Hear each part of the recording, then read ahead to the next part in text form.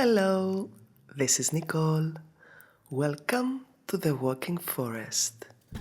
This is a story about an enchanted place filled with strange and magical creatures. It's about crafting, getting my hands dirty, and playing with the earth. But most importantly, it's about a girl. I'll explain as we go along. What I'm building here is the base for the ground forest, because this is the Walking Forest project. I'm using XPS foam and cardboard to create it. I glued the XPS foam onto cardboard because I used two separate pieces of foam. Even though I joined them together, I wanted to make sure the base would be stable, since I'll be adding a lot of things on top. And that's a little sneak peek I couldn't avoid. This is the girl I was talking about, but I'm not going to make any official introductions just yet. We'll save that for later. What you do need to know is that she'll of course be standing on that base, so I marked the spot where she'll go. After that, I started working on the XPS foam with my cutter. This is going to be a forest ground, so it needs to be uneven, with lots of bumps, tips, and texture. I can't just leave it flat, it would look totally unnatural. So for the texture part, I'm using a rock from my garden. The result is really satisfying. It gives the foam a much more natural, earthy look.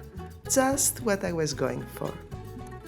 Once I was done with the texturing, I went ahead and painted the whole thing dark brown using acrylics. That will help everything I intend to use on top, wood, plants and dirt, blend in more naturally. Now let's get our hands dirty. I'm using flower soil and real dirt from my garden for the sake of color variety and getting it ready for the oven.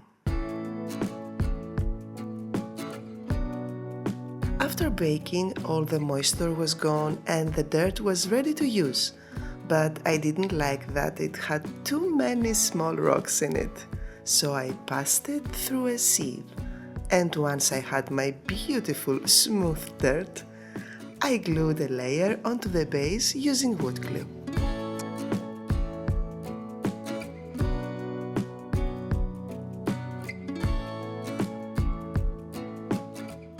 Back to my garden and to my rose trees. I gathered as many organic elements as I could find. Dry leaves and wild weeds, little pieces of nature, to bring life and texture to the forest ground. I sorted through all my organic elements so I can have better control over how to use them, and then I started editing them.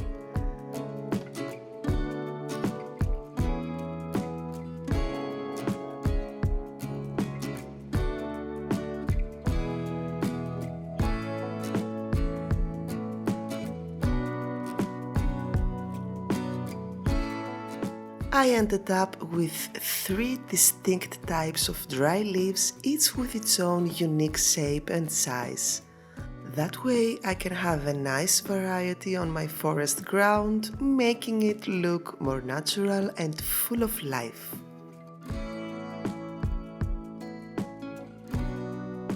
Let's break up all these brown tones with some moss, which unfortunately is artificial, but that's okay.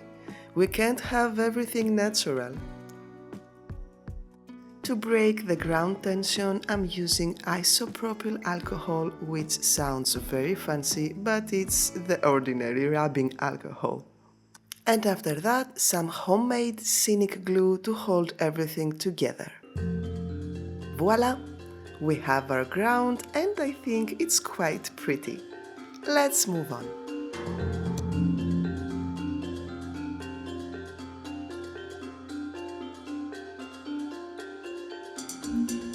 Let's make a lot of plants.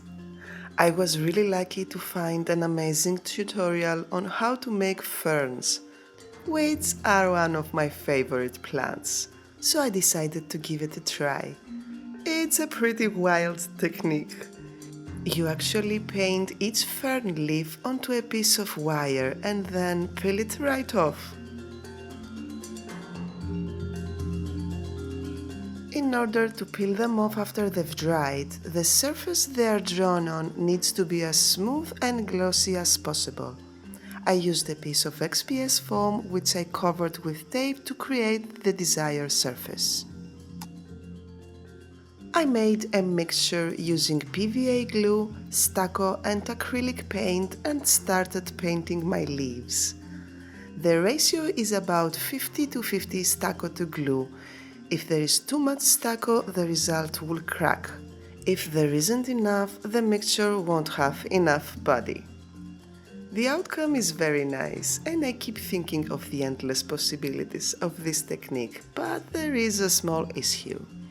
The side of the leaf that was in contact with the XPS surface came out very glossy. Let's see if I can fix that by adding an extra layer of the colored mixture to that side.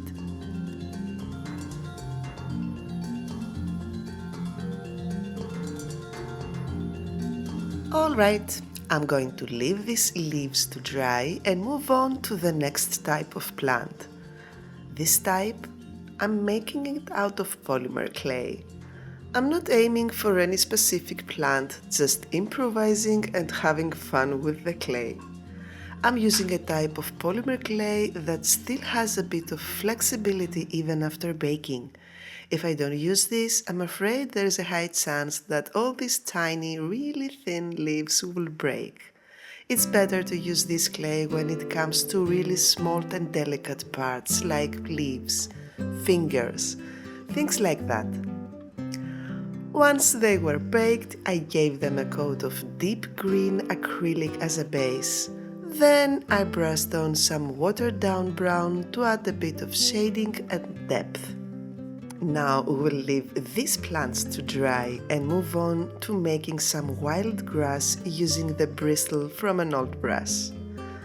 I know there are tons of great modeling products out there made exactly for this kind of thing. But for me, there is no fun in just buying something ready-made and sticking it onto my forest floor. What I really enjoy is trying to make all of it by myself.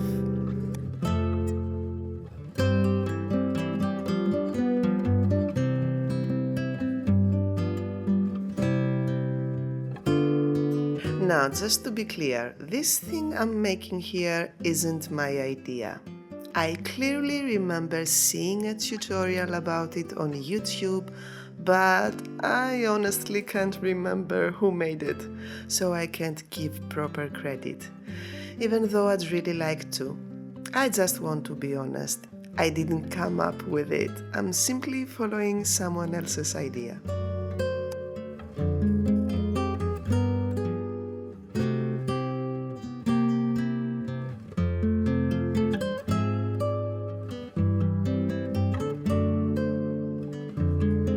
Next up, what do you know? Mushrooms. Because of course, no magical forest is complete without them. So once again, I'm reaching for my polymer clay.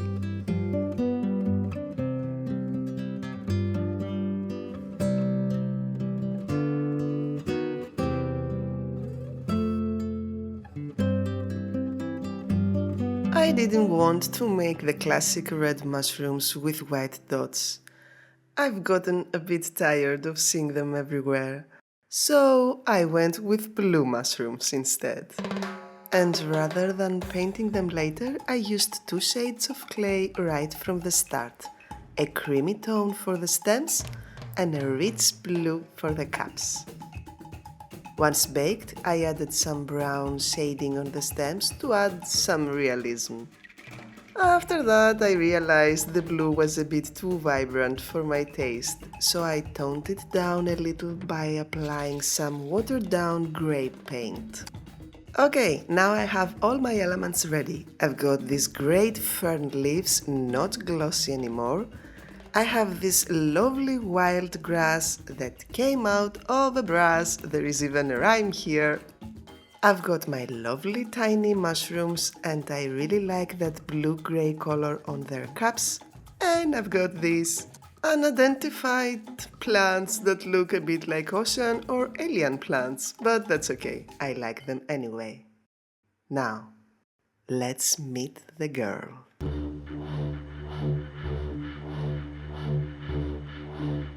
This is Clara, and she's one of my doll customization projects.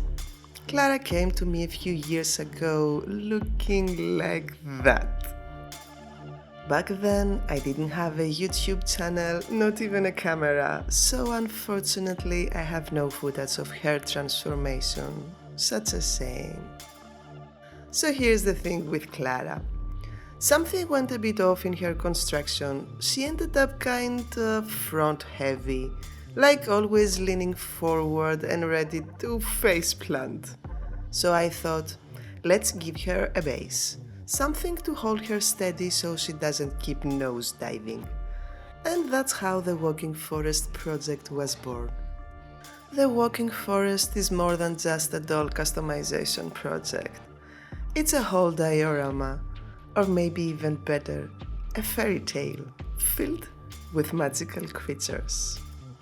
Okay, to begin with, let's stabilize Clara on her base, the forest ground.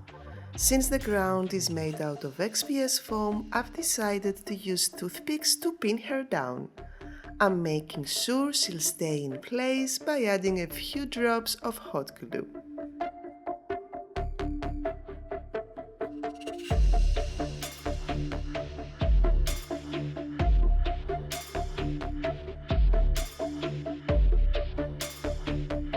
After that, it's time to freshen up this beautiful lady, starting with dusting. And I'm using this tiny hair dryer I found at €1 shop. I bought it just because it was so cute, and what do you know? It actually turned out to be useful. And after that, I continued by adding splashes of color here and there, adding shades and varnish, and applying black washes, which back then, when I first customized her, I had no idea how to do.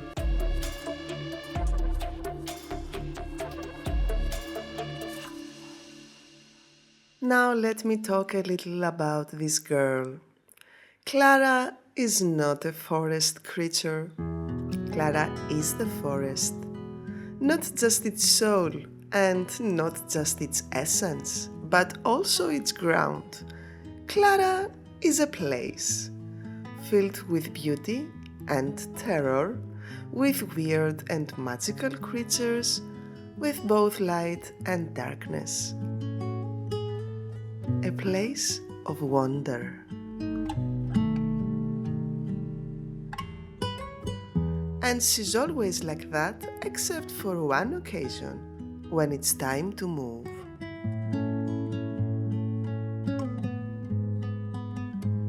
When that time comes, she reshapes herself into this form, carrying everything and everyone inside her. Well, with 4 exceptions. And she travels like this until she reaches the new place where she will settle. Then, the wandering stops and Clara expands herself once again into a vast living world.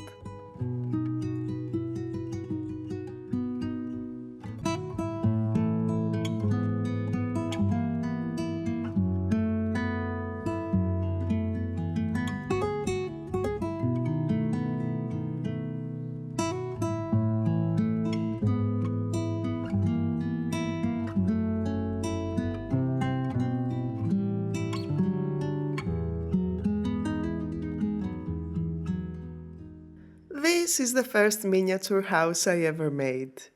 I had meant to place it on that branch, but for some reason I never glued it on.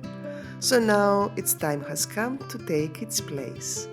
I like to think of it as a tiny house sparrow that keeps her company on her journey, chirping all the way. I made a small adjustment to the chimney and finally glue it onto the branch I had always meant for it to sit on.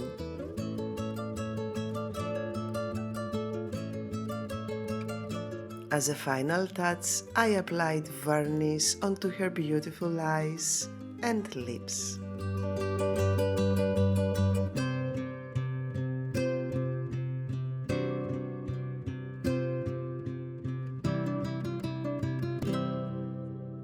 Now, let's meet the gang. As I said before, Clara carries everything and everyone inside her except for 4 exceptions.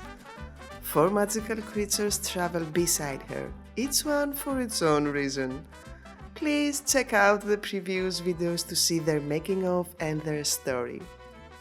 This is a cabin in the woods that at some point in its career grew legs, and it loves walking so much it wouldn't miss a chance to use them. This is a sweet earth elemental, and he and his bird friend are so stressed about not breaking the fragile eggs they're carrying, they wouldn't dare to be packed in with everyone else inside Clara.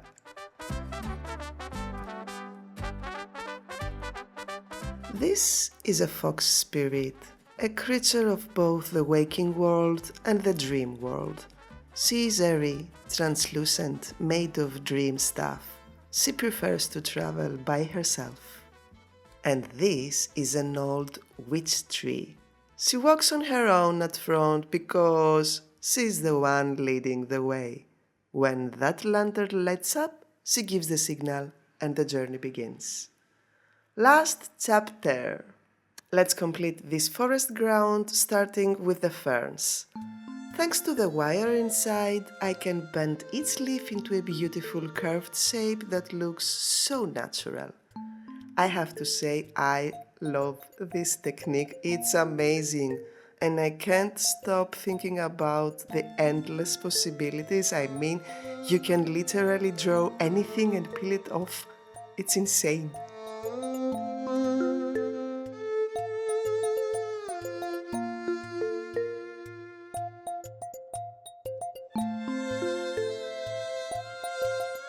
Next in line are these alien-looking ground floor plants. I love watching the forest floor slowly fill up. It's so satisfying.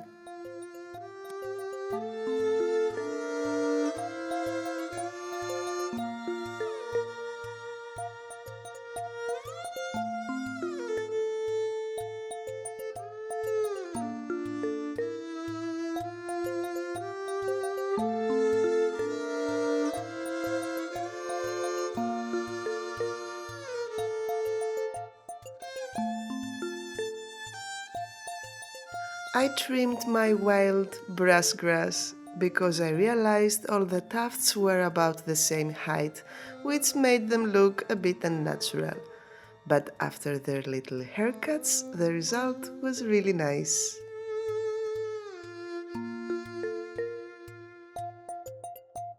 Continuing with correcting my little mistakes, I decided to give the alien plants a different shade of green, because I realized I had used the exact same shade for both the ferns and them, which made the whole thing look a bit boring.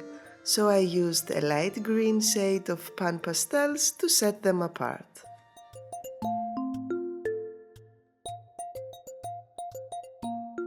As a final touch, I added a splash of red color in the center just to give them a little bit of character.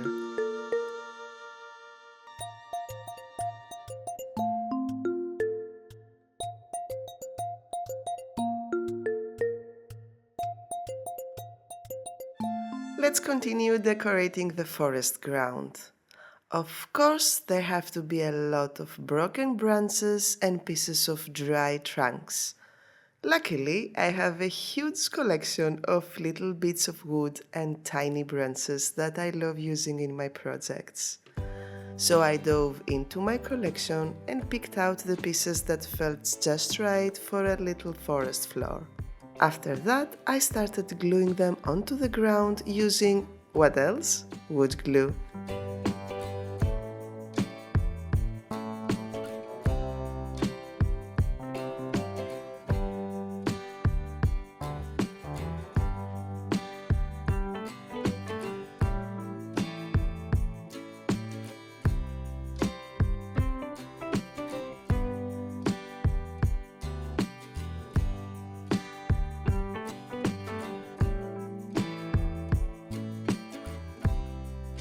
On top, I added a ton of artificial moss to help them blend nicely into the whole scene.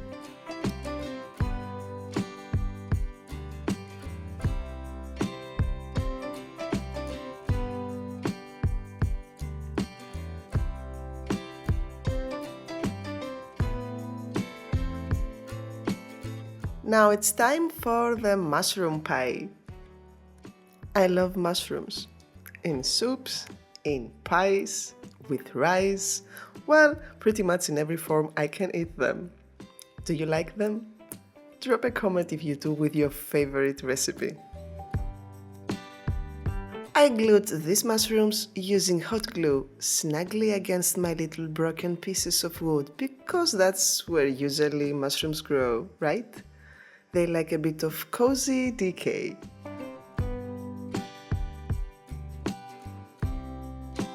The last element to go on the forest floor is the clumps of dry rose leaves. They add that extra touch of realism, and there's something magical about using real bits of nature in this little world.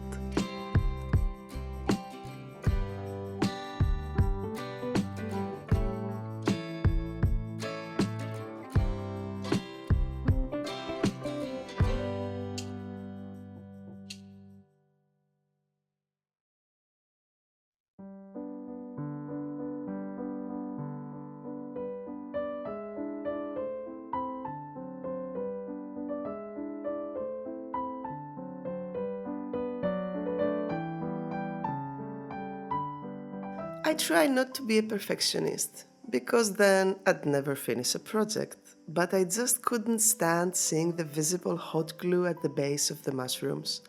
It felt like putting in so much effort only to have those glue spots sticking out.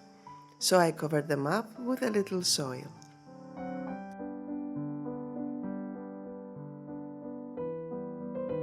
Wrapping up this project, I wanted to beautifully cover the edge of the base. So back to my wood stash. This time I used these beautiful little branches. They come from a tree that grows by the sea, on the island where I live. I cut them following the edge line of the base's perimeter and glued them on one by one with wood glue.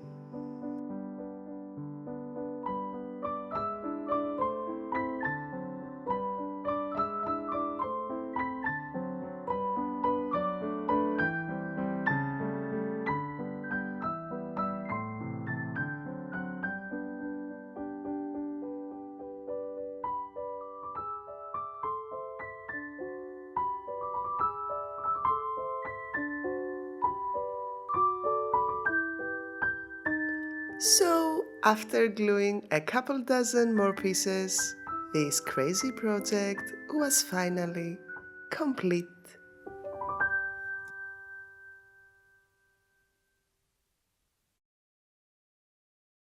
Let's take a walk in the forest.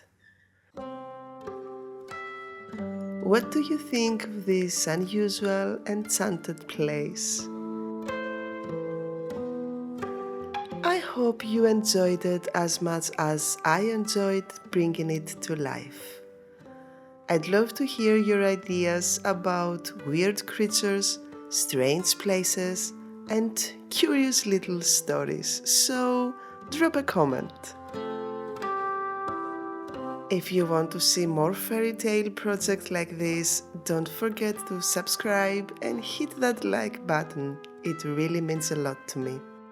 I truly encourage you to check out the making of videos for the other characters so you can have a full picture of the whole project. So thank you so much for watching and being here. Until next time, I wish you great crafting adventures.